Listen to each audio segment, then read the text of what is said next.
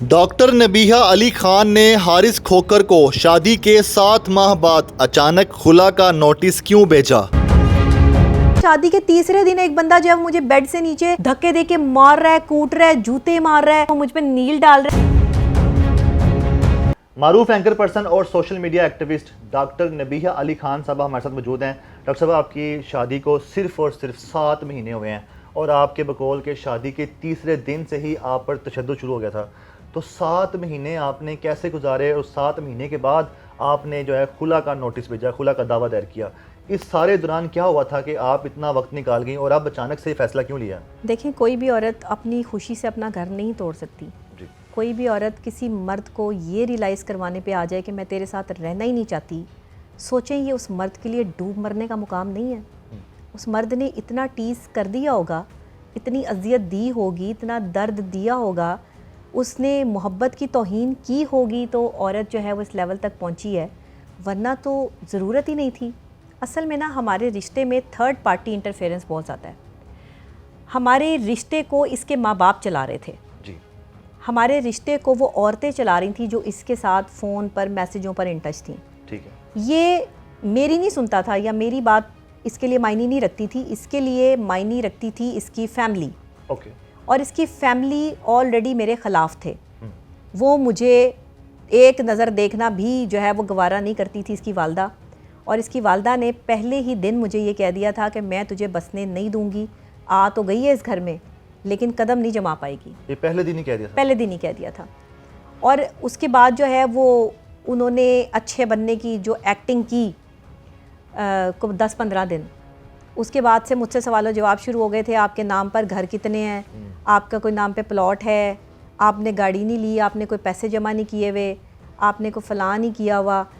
तो मैं हमेशा यही कहती थी कि पता नहीं ये लोग मुझसे ये सवाल क्यों करते हैं और इनको इतनी क्यूरियोसिटी क्यों है कि मैंने कुछ जमा किया या नहीं। मेरी किसी जमा पूंजी से इनका क्या लेना देना।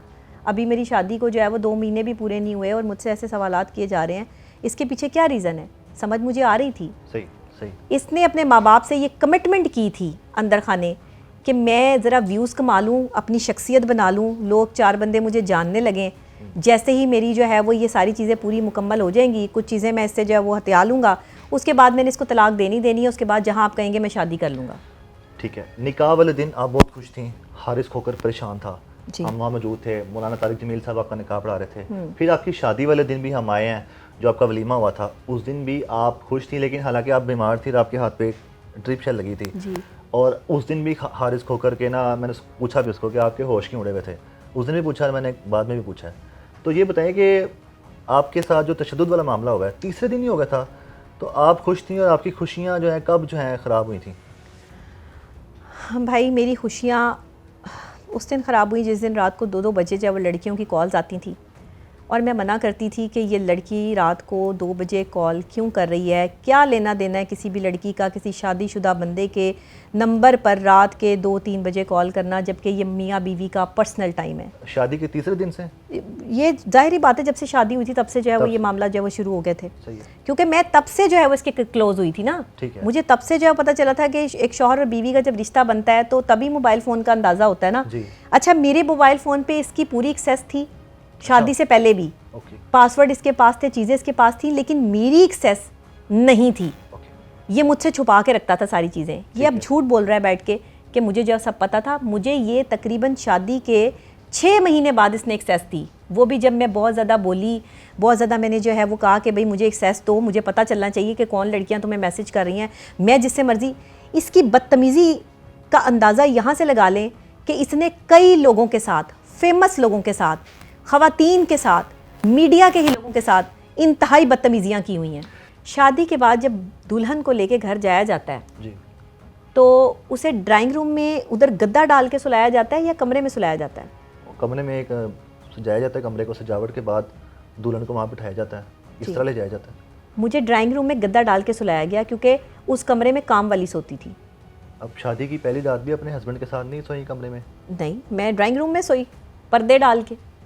अच्छा, शादी की पहली जी, 15 दिन वहाँ सोई। 15 दिन सोई? 15 दिन बाद इनको मुझ पे तरस आ गया और मैंने एक जुमला भी नहीं बोला, एक लफ्ज़ भी नहीं कहा कि मुझे कमरा दे दो या मुझे कमरे की। ये कहता है हमारा बहुत बड़ा आलीशान घर है, किराए पे तो घर है वो, आपने अपनी सुहागरात अकेले कमरे में मनाई है, गुजारी नहीं, है? ये मेरे साथ ही था। अच्छा। लेकिन वहां कुछ नहीं था। अच्छा, वो ठीक है। नीचे वेलकम नहीं गद्दा, किया गया आपका? हाँ, मेरा कोई वेलकम नहीं किया गया। ओके। मुझे कोई गिफ्ट नहीं दिया गया, मेरी कोई इज्जत नहीं रखी गई।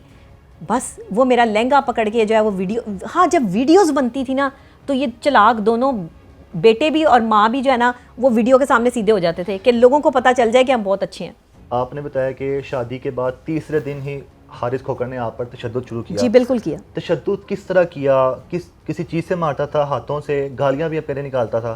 किस तरह की गालियाँ थी? और ये जो तशद्दुद है, जब जब वो करता रहा है, किस तरह तशद्दुद करता रहा आपने? शादी के तीसरे दिन एक बंदा जो है मुझे बेड से नीचे धक्के दे के मार रहा है, कूट रहा है, जूते मार रहा है और जो है वो मुझ पर नील डाल रहा है और फिर कह रहा है कि इसने रिपोर्ट नहीं कराई।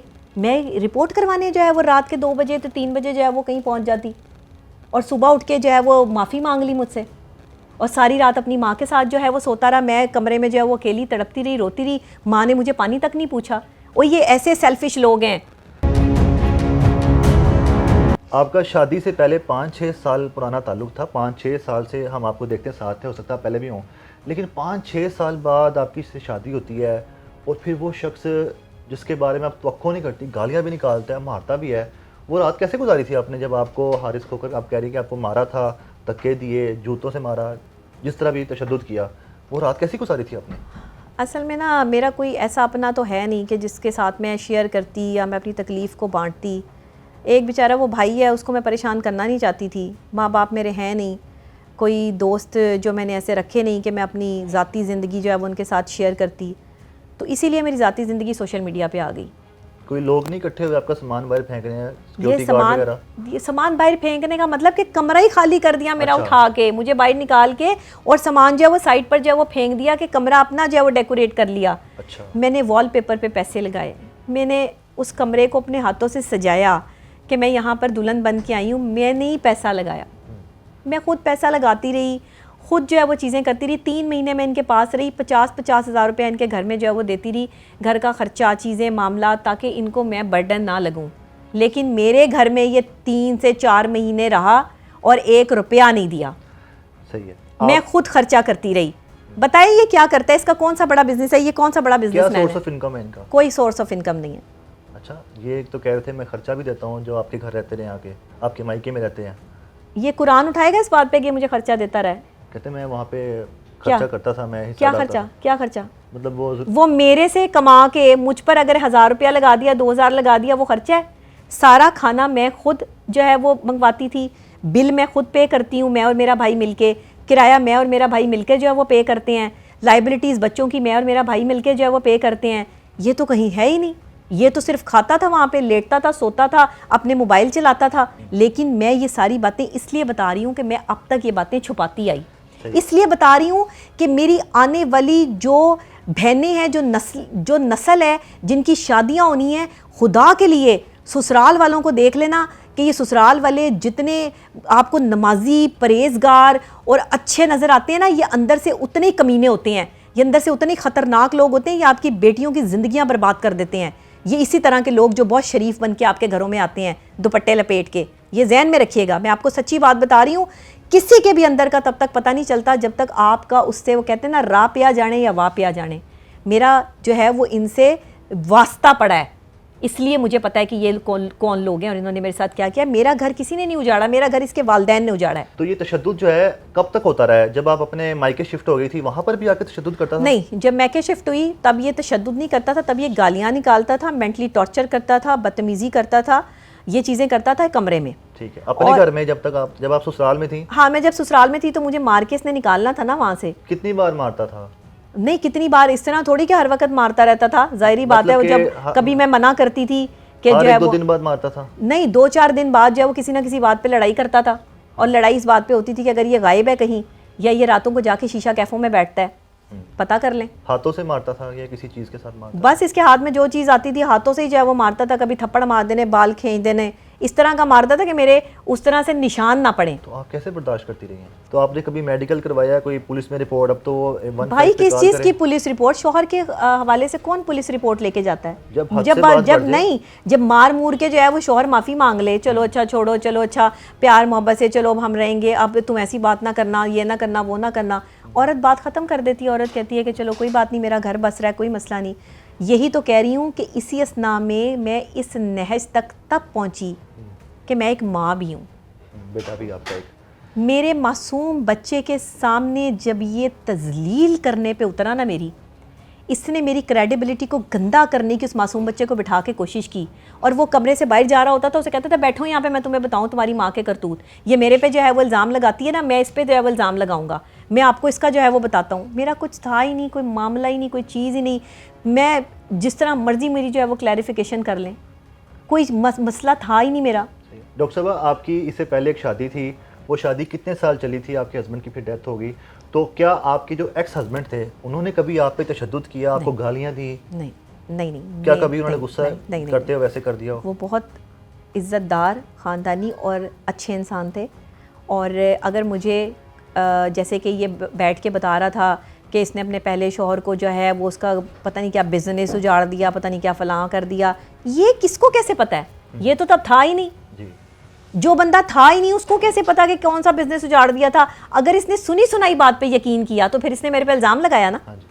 ये तो फिर इल्ज़ाम तराशी हो गई, क्योंकि ये तो था नहीं। जब मैंने तो अपनी आंखों से देख के यहाँ पे बात की है और हर जगह बैठ के बात की है। इसने अपनी आंखों से देखा कि मैंने अपने शौहर का बिजनेस ख़राब कर दिया था, या मेरा शौहर मेरी वजह से परेशान था। मेरी उनकी कभी लड़ाई इस तरह की हुई नहीं थी, उन्होंने कभी मेरे साथ बदतमीज़ी की नहीं थी। मुझे अगर कभी कोई इख्तलाफ होता था तो वो उस इख्तलाफ को दूर कर देते थे। वो अपने वालदैन की बातों में आके, अपने दोस्तों की बातों में आके, उन औरतों की बातों में आके नहीं, उसने अपनी बीवी को इंपॉर्टेंस दी हुई थी। उसके लिए उसका घर इंपॉर्टेंट था। वो तो बंदा ही बहुत कमाल आदमी था, इसको तो शर्म से डूब मरना चाहिए। तो मेरा इंतखाब ही गलत था। और एक और पॉइंट है, मैंने खुला के लिए सिर्फ पेपर जो है वो भेजे हैं, पैचअप की गुंजाइश थी, मैंने तो खुला के लिए भेजे ना। होती है उसके बाद वो अदालत बुलाती है, बात होती है, चीज़ें होती हैं, मैंने एंड कर दिया था अपनी तरफ से। अच्छा, ये निभाना चाहता था तो सुबह ही मेरा नोटिस पहुंचने से भी पहले इसके तलाक का नोटिस जो है वो इसके अकाउंट पे कैसे लग गया?